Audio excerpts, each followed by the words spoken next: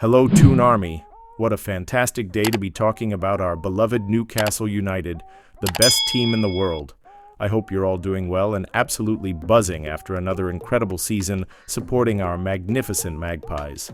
I've got some brilliant news to share with you today that's got me proper excited, and I know it'll get you talking too. What do you think about us potentially splashing $30 million on James Trafford when we've already got Nick Pope performing brilliantly between the sticks? And how amazing does it feel knowing our captain Bruno Guimarães is dropping hints left, right, and center that he's staying put at St. James Park for another season? Drop your thoughts in the comments below. I can't wait to hear what the Toon Army thinks. Right then, let's dive straight into this James Trafford situation because it's got me proper intrigued. Our beloved Newcastle United are reportedly ready to make their move for the Burnley goalkeeper, and the price tag that's being mentioned has certainly got people talking around Tyneside. According to journalist Joel Bland, Burnley are demanding upwards of $30 million for the 22-year-old shot stopper, and you know what?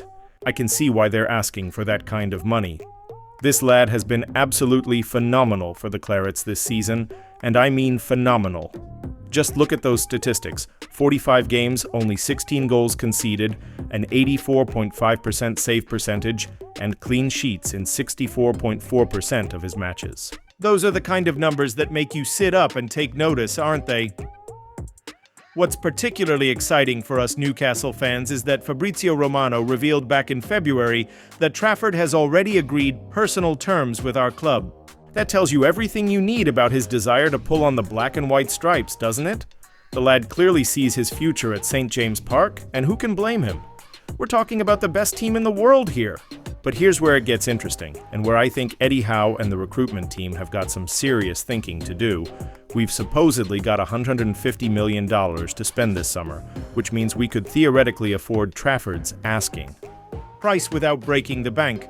However, is spending nearly a fifth of our budget on a goalkeeper the right move when we've got other areas of the squad that need strengthening? Don't get me wrong, I absolutely love the ambition this shows.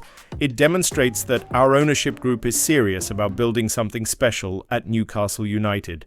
They're not content with just having decent players in every position. They want the best, and Trafford certainly fits that bill.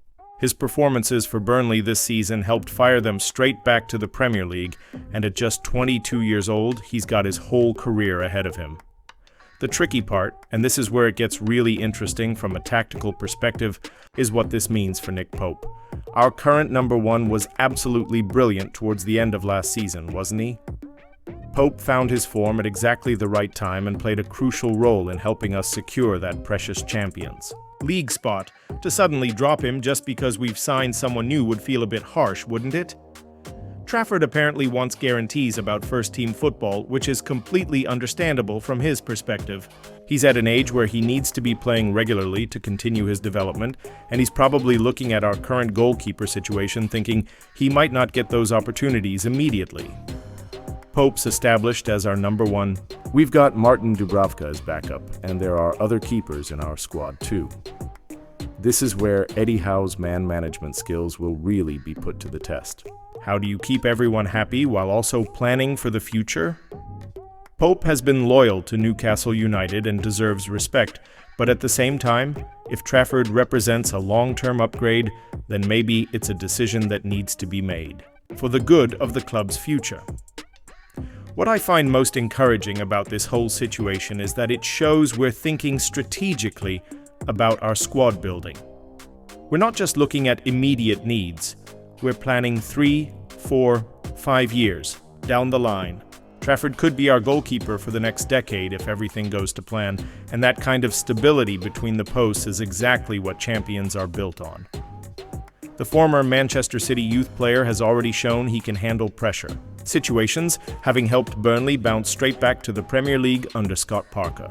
That mental strength and resilience are exactly the qualities you want in a Newcastle United goalkeeper, especially when we're competing in the Champions League and dealing with the expectations that come with being the best team in the world. Now then, let's talk about something that's got me absolutely over the moon. Our magnificent captain, Bruno Guimarães, and the brilliant hints he's been dropping about his future at our beloved Newcastle United. This is the kind of news that makes you want to dance around St. James Park, isn't it? First off, can we just take a moment to appreciate what an absolutely incredible season our Brazilian magician has had? Bruno Guimarães has quite literally written himself into Newcastle United folklore this season, and I'm not being dramatic when I say that. He's become the first captain since the legendary Bob Moncur to lift silverware for our club, and he's helped guide us back into the Champions League for the second time in 3 seasons. What a player, what a leader, what an absolute gem of a human being. His recent Instagram post has got the entire Toon Army buzzing, and rightfully so. When Bruno says things like, 24-25 was magical and we want more and more to make history for this club, and we're counting on you for next season. You can't help but get goosebumps, can you? The way he talks about next season with such certainty and enthusiasm tells us everything we need to know about his commitment to Newcastle United. Remember last summer when we were all holding our breath, worried sick that some big European club might trigger that 100 million release clause? Those were some nervous times for all of us Newcastle fans, weren't they? We knew that clubs like Arsenal, Manchester City, and Barcelona were all sniffing around, and with Bruno's incredible talent, who could blame them for wanting him? But here's the thing that makes me so proud to support this club. Bruno chose us. He chose Newcastle United over all those glamorous options because he believes in what we're building here. What makes this situation even more beautiful is how Bruno's decision to stay has been completely vindicated by events on the pitch. Can you imagine if he'd left last summer and missed out on lifting that trophy and experiencing Champions League football at St. James's Park? The lad would have been kicking himself, wouldn't he? Instead, he's now got memories that will last a lifetime and has cemented his place in Newcastle United history forever. The way Bruno conducted himself in that interview after our final game against Everton really showed his maturity and understanding of what this club needs. When he said our squad was short and that we need more players to be competitive next season, he wasn't being critical. He was being realistic and showing the kind of leadership qualities that make him perfect for the captain's armband. He knows that Champions League football demands a deeper squad, and he's absolutely right about that. What I love most about Bruno's approach is how he's combining loyalty with ambition. He's not content to just stay at Newcastle and coast along. He wants to push the club to new heights. When he talks about making more history for the club, you can hear the hunger in his voice, can't you?